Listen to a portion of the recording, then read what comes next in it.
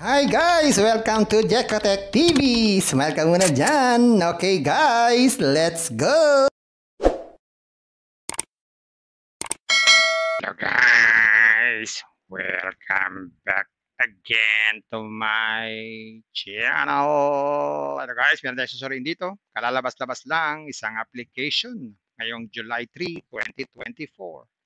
Pangalan naman nito ay KNP Miner. Pwede daw tayong kumita sa mga miner everyday at mag-withdraw everyday. Kaya samahan nyo ko guys sa ating tignan kung totoo ito at silipin at suriin.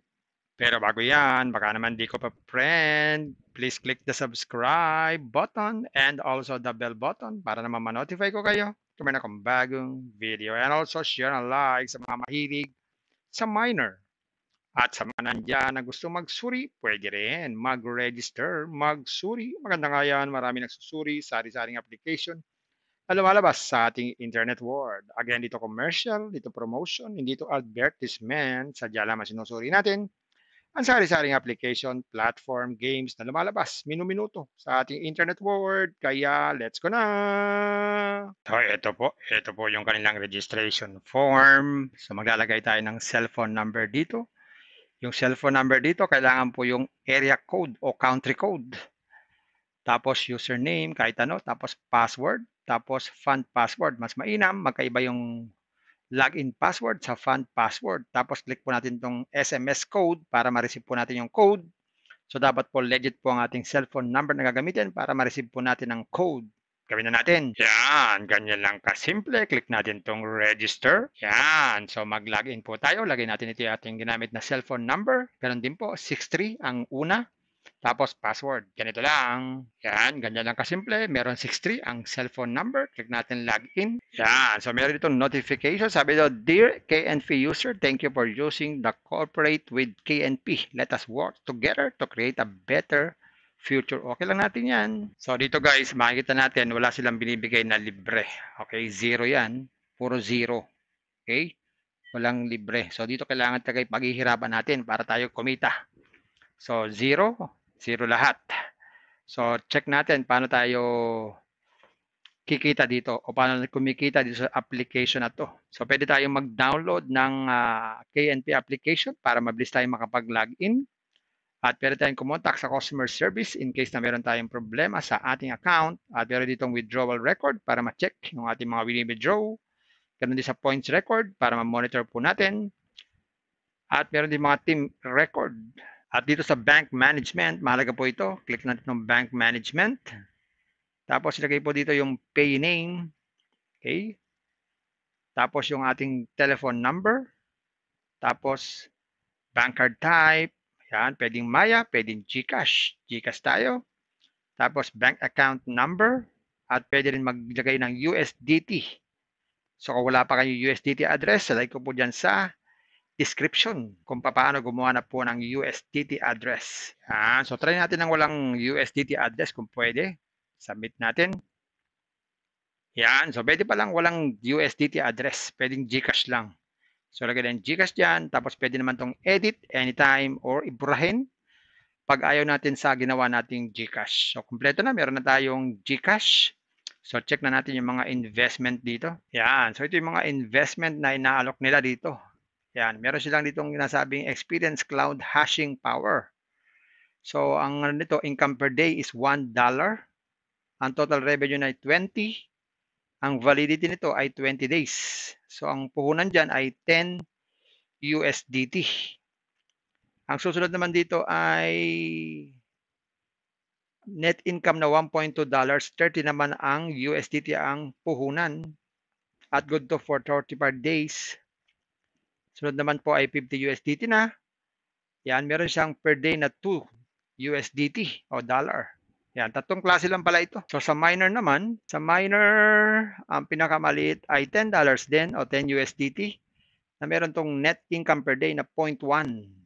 At total revenue niyan ay 36.5. At ito ay halos 1 taon ng validity, 365 days. Meron naman 30 days, ganun din, 1 taon din.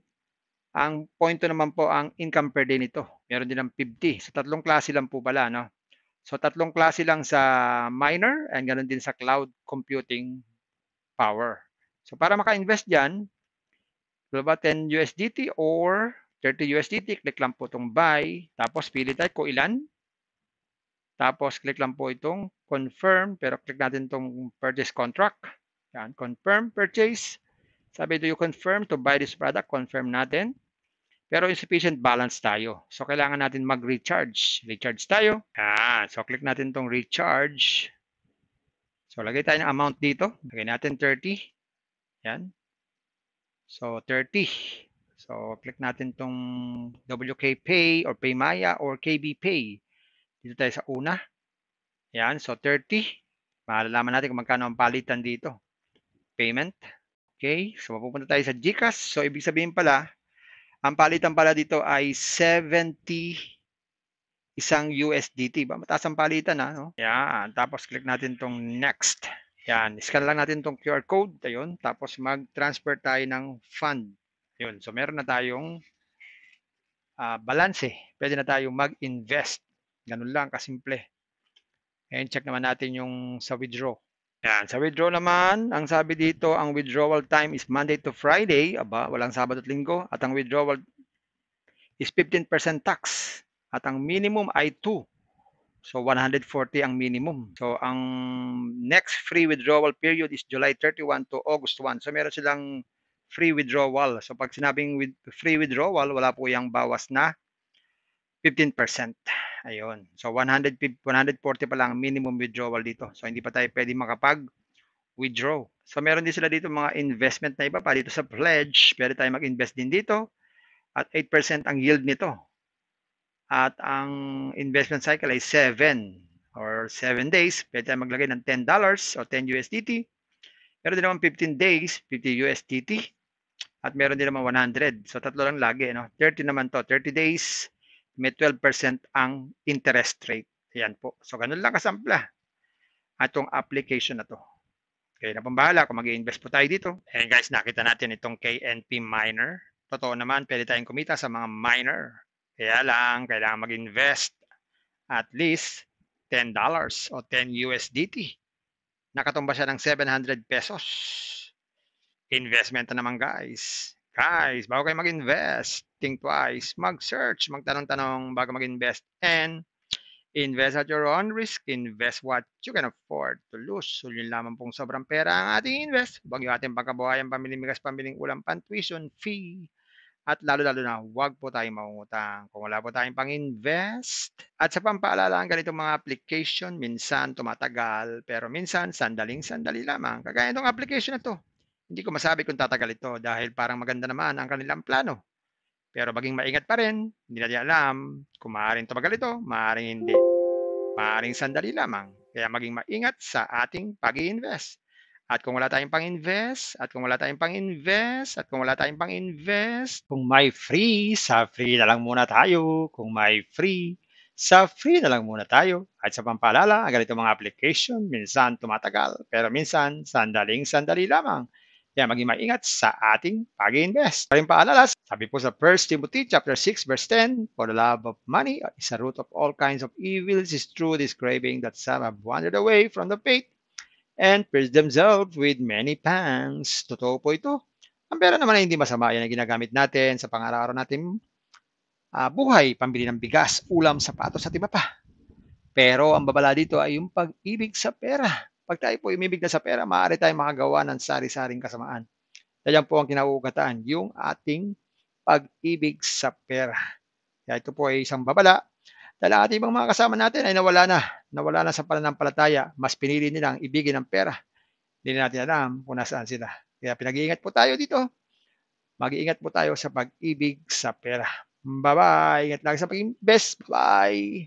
Hi guys! Welcome to Jekotech TV! Smile ka muna dyan! Okay guys, let's go! So, ito po yung kanilang registration form. So, maglalagay tayo ng cellphone number dito. Yung cellphone number dito, kailangan po yung area code o country code. Tapos, username, kahit ano. Tapos, password. Tapos, fund password. Mas mainam, magkaiba yung login password sa fund password. Tapos, click po natin itong SMS code para ma-receive po natin yung code. So dapat po legit po ang ating cellphone number na gagamitin para ma-receive po natin ang code. Gawin na natin. Yan, ganyan lang kasimple. Click natin tong register. Yan, so mag-login po tayo. Lagay natin ito yung ating ginamit na cellphone number. Ganon din po, 63 ang una. Tapos password, ganito lang. Yan, ganyan lang kasimple. Meron 63 ang cellphone number. Click natin login. Yan, so meron ditong notification. Sabi daw, Dear KNP user, thank you for using the cooperate with KNP. Let us work together to create a better future. Okay lang natin yan. So dito guys, makikita natin, wala silang binibigay na libre. Okay, zero yan. Puro zero. Okay? Walang libre. So dito kailangan tayo paghihirapan natin para tayo kumita. So zero lahat. So check natin paano tayo kikita dito o paano kumikita dito sa application na to. So pwede tayong mag-download ng KNP application para mabilis tayong makapag-login. At pwede tayong kumontak sa customer service in case na meron tayong problema sa ating account. At meron ditong withdrawal record para ma-check yung ating mga wini-withdraw. Ganun din sa points record para ma-monitor po natin. At meron din mga team record. At dito sa bank management, mahalaga po ito. Click natin ng bank management. Tapos ilagay po dito yung pay name. Okay. Tapos yung ating telephone number. Tapos bank card type. Yan, pwedeng Maya, pwedeng GCash. GCash tayo. Tapos bank account number. At pwede rin maglagay ng USDT. So kung wala pa kayong USDT address, salay ko po dyan sa description kung paano gumawa na po ng USDT address. Yan. So try natin ng walang USDT address kung pwede. Submit natin. Yan. So pwede pa lang walang USDT address. Pwedeng GCash lang. So lagay na yung GCash dyan. Tapos pwede naman tong edit anytime or iburahin pag ayaw natin sa ginawa nating GCash. So kompleto na. Meron na tayong GCash. So check na natin yung mga investment dito. Yan. So ito yung mga investment na inaalok nila dito. Yan, meron silang ditong nasabing experience cloud hashing power. So, ang nito income per day is $1. Ang total revenue na ay 20. Ang validity nito ay 20 days. So, ang puhunan dyan ay 10 USDT. Ang susunod naman dito ay net income na $1.2. 30 naman ang USDT ang puhunan. At good to for 35 days. Sunod naman po ay 50 USDT na. Yan, meron siyang per day na 2 USDT o dollar. Yan, tatlong klase lang pala ito. So sa minor naman, sa minor, ang pinakamaliit ay $10 din o 10 USDT na meron tong net income per day na 0.1. At total revenue niyan ay 36.5. At ito ay halos 1 taon ng validity, 365 days. Meron naman 30 days, ganun din, 1 taon din. Ang point naman po ang income per day nito. Meron din ng 50. So tatlong klase lang po pala, no? So tatlong klase lang sa minor and ganoon din sa cloud computing power. So para maka-invest diyan, ba 10 USDT or 30 USDT, click lang po itong buy, tapos pili tayo kung ilan. Tapos click lang po itong confirm, pero click natin itong purchase contract. Yan, confirm purchase. Sabi, do you confirm to buy this product? Confirm natin. Pero insufficient balance tayo. So, kailangan natin mag-recharge. Recharge tayo. Yan. So, click natin itong recharge. So, lagay tayo ng amount dito. Lagay natin 30. Yan. So, 30. So, click natin itong WK Pay or PayMaya or KB Pay. Dito tayo sa una. Yan. So, 30. Malalaman natin kung magkano ang palitan dito. Payment. Okay. So, mapupunta tayo sa GCash. So, ibig sabihin pala, ang palitan pala dito ay 70 isang USDT. Ba, mataas ang palitan, ha? No? Yan. Tapos, click natin itong next. Yan. Scan lang natin itong QR code. Ayun. Tapos, mag-transfer tayo ng fund. Ayun. So, meron na tayong balance. Pwede na tayong mag-invest. Ganun lang, kasimple. Ngayon, check naman natin yung sa withdraw. Yan. Sa withdraw naman, ang sabi dito, ang withdrawal time is Monday to Friday. Aba, walang Sabado at Linggo. At ang withdrawal is 15% tax. At ang minimum ay 2. So, 140 ang minimum. So, ang next free withdrawal period is July 31 to August 1. So, meron silang free withdrawal. So, pag sinabing free withdrawal, wala po yung bawas na 15%. Ayun. So 140 pa lang minimum withdrawal dito. So hindi pa tayo pwede makapag-withdraw. So meron din sila dito mga investment na iba pa dito sa pledge. Pwede tayo mag-invest din dito at 8% ang yield nito. At ang investment cycle ay 7 or 7 days. Pwede tayo maglagay ng $10 o 10 USDT. Meron din naman 15 days, 50 USDT. At meron din naman 100. So tatlo lang lagi, no? 30 naman to, 30 days, may 12% ang interest rate. Ayan po. So ganun lang kasampla atong application na to. Kaya na pong bahala kung mag-i-invest po tayo dito. Kung may free, sa free na lang muna tayo. Kung may free, sa free na lang muna tayo. At sa pampaalala, ang ganito mga application, minsan tumatagal, pero minsan sandaling-sandali lamang. Kaya maging maingat sa ating pag-i-invest. Paring paalala, sabi po sa 1 Timothy chapter 6 verse 10, for the love of money is a root of all kinds of evils, is true this craving that some have wandered away from the faith and pierced themselves with many pangs. Totoo po ito. Ang pera naman ay hindi masama. Yan ang ginagamit natin sa pang-araw-araw natin buhay, pambili ng bigas, ulam, sapatos at iba pa. Pero ang babala dito ay yung pag-ibig sa pera. Pag tayo po umibig na sa pera, maaari tayong makagawa ng sari-saring kasamaan. Yan po ang kinauugataan, yung ating pag-ibig sa pera. Kaya ito po ay isang babala. Dahil ang ating ibang mga kasama natin ay nawala na sa pananampalataya. Mas pinili nilang ibigin ang pera. Hindi na natin alam kung nasaan sila. Kaya pinag-iingat po tayo dito. Mag-iingat po tayo sa pag-ibig sa pera. Bye-bye. Ingat lang sa pag-invest. Bye. Hi guys! Welcome to Jekotech TV! Smile ka muna dyan! Okay guys, let's go!